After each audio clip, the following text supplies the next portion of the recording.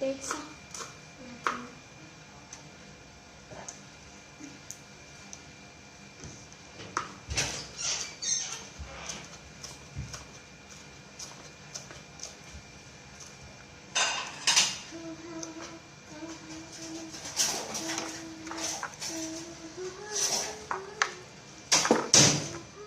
Ăn sạch chứ.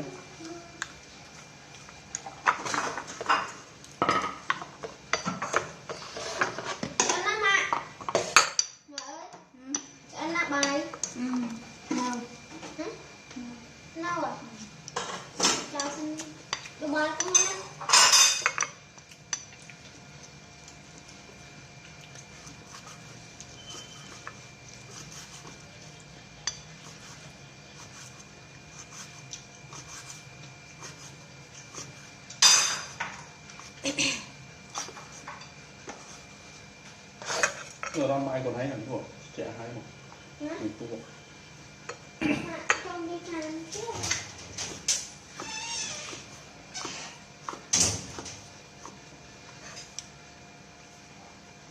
bạn Dubai chia đồ áo cho con giò có nhà đó nè con giò năm tới thập thùng nó còn lại nhà mặn á rồi thôi đã chán khỏi nhau sẽ chào lại tiếp đâu tiếp các bạn đặt lại xoay cho khỏi nhau không very yummy. This is deep fried pork. Dip it in mango sauce.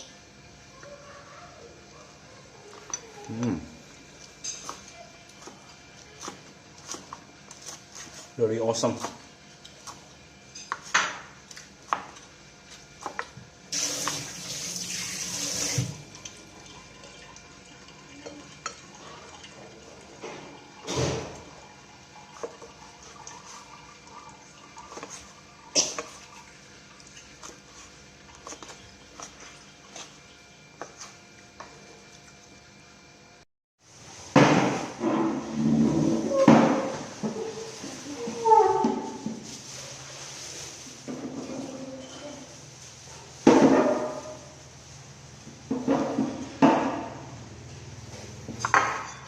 Mở chảo này mở tinh tóc này.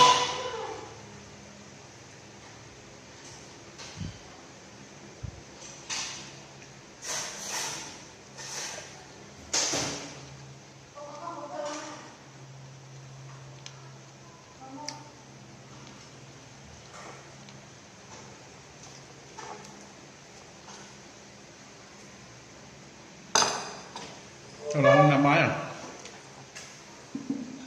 Dạ bảy.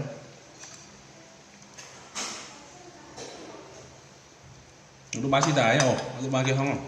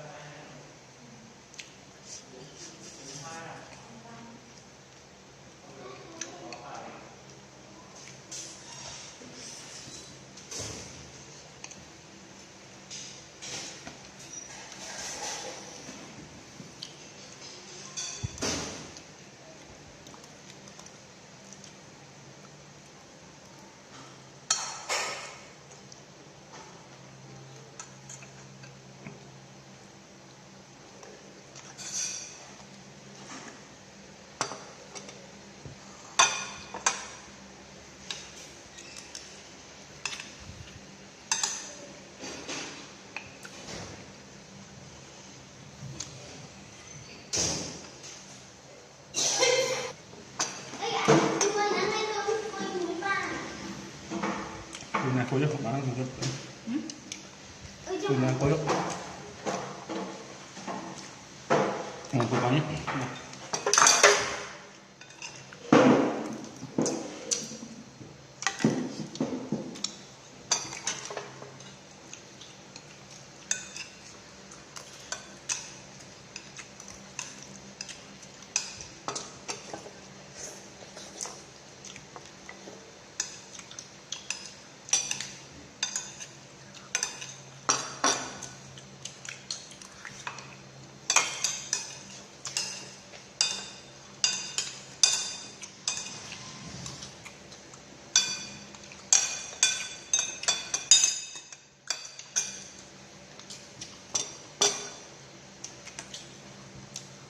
ăn sao tiêu lắm lắm nó cho nhà mà cho nó thì nó cái nhầm ấy nè mình cho cháu nó ở ngoài ấy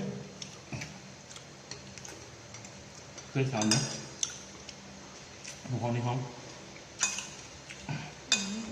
bọc này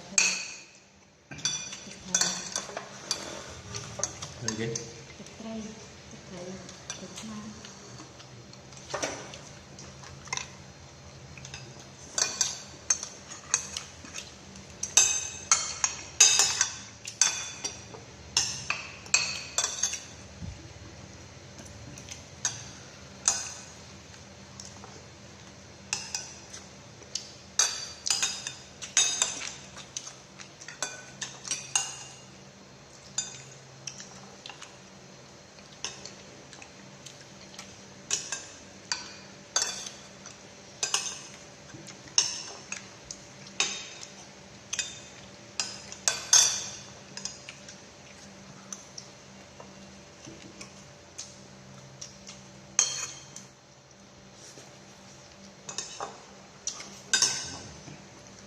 ta có thể chế ăn đi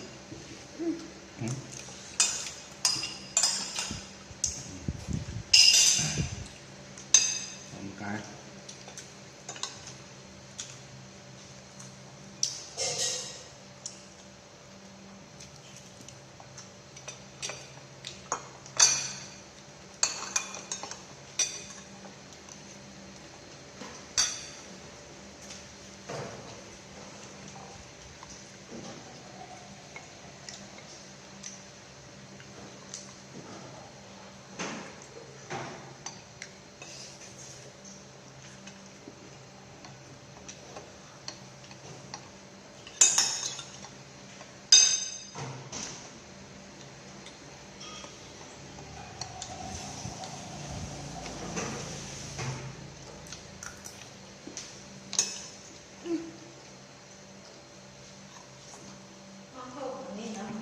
nấu chị mang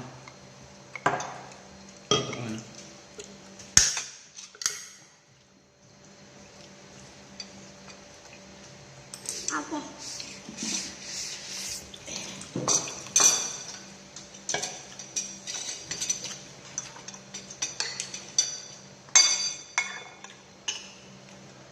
ngon tao ăn tập ngon này tao ăn này tập ngon tengah tôi nhỉ ngon mới ra ở đấy nó có ngon nhầm đấy ó năm nhầm ấy nhầm ó nhầm đây nhầm rồi đấy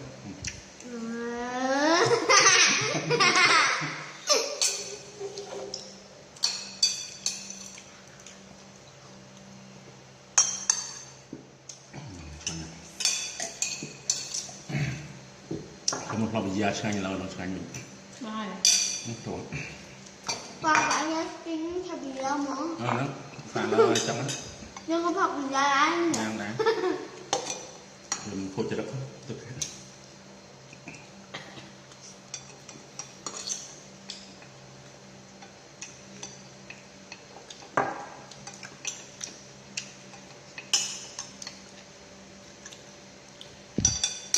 và học mình ra nó có cơ học mình giáo hay dùng mấy thợ ban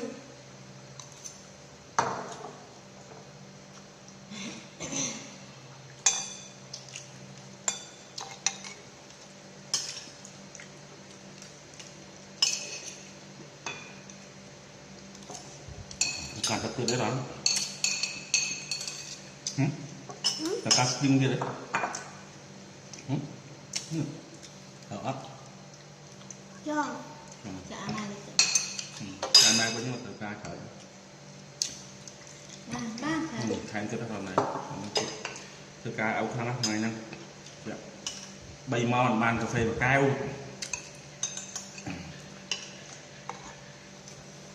nó cái xây mà giang này chui áo ăn